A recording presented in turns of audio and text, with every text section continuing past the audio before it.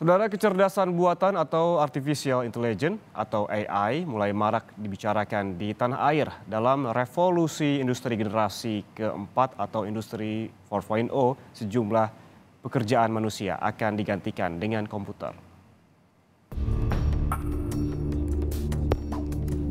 Perkembangan teknologi semakin pesat membantu industri-industri semakin mudah menyelesaikan pekerjaan mereka. Dan hanya sedikit membutuhkan tenaga kerja di dalam revolusi industri.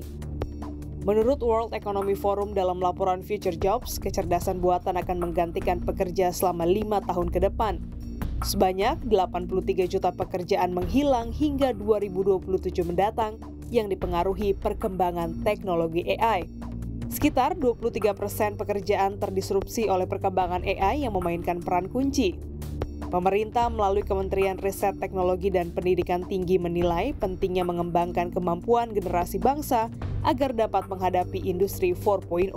Hanya saja dibutuhkan kreativitas, keberanian, inovasi untuk bisa menciptakan lapangan-lapangan pekerjaan baru tadi. Kemampuan berpikir kritis, bernalar kritis, kemampuan untuk logika yang kuat, kemampuan mathematical thinking, kemampuan matematika, kemudian ya tentu kreativitas yang didasarkan pada kemampuan bernalar kritis tadi, serta problem solving dengan kompleksitas yang semakin tinggi pula.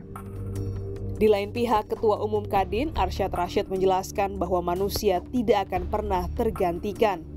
Dan pentingnya kemampuan sumber daya manusia agar dapat menghadapi perkembangan teknologi.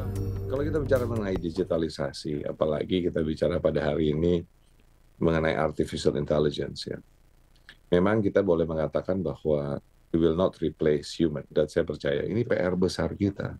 Jadi PR besar kita sekali lagi melakukan pemetaan terhadap skill yang dibutuhkan ke depan.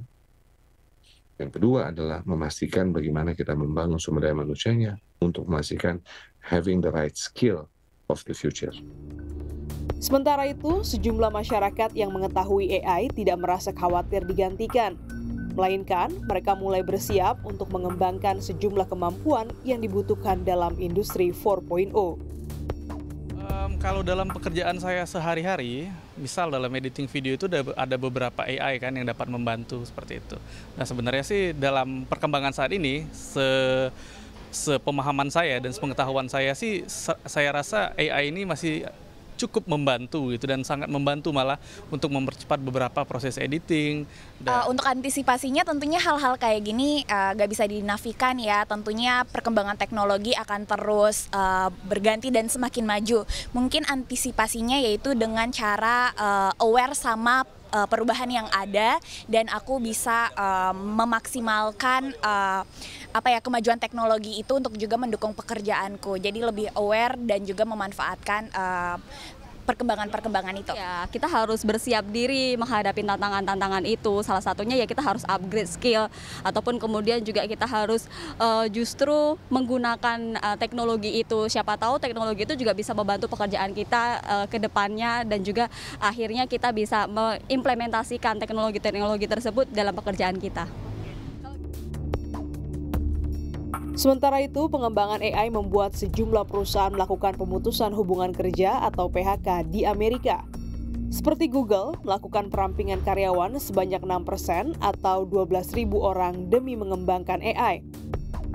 Sejumlah perusahaan besar yang memanfaatkan teknologi seperti Amazon, Meta, IBM, dan Microsoft juga berniat merampingkan para pekerja. Dampak dari pengembangan kecerdasan buatan tersebut telah menyasar puluhan ribu pekerja di negeri Paman Sam.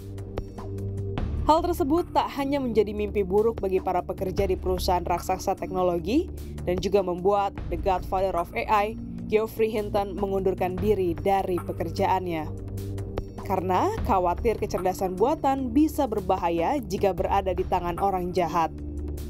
Meski raksasa-raksasa teknologi mulai merumahkan ribuan pekerja demi mewujudkan impian bisnis mereka, pada dasarnya manusia tidak akan pernah tergantikan dengan kecerdasan buatan.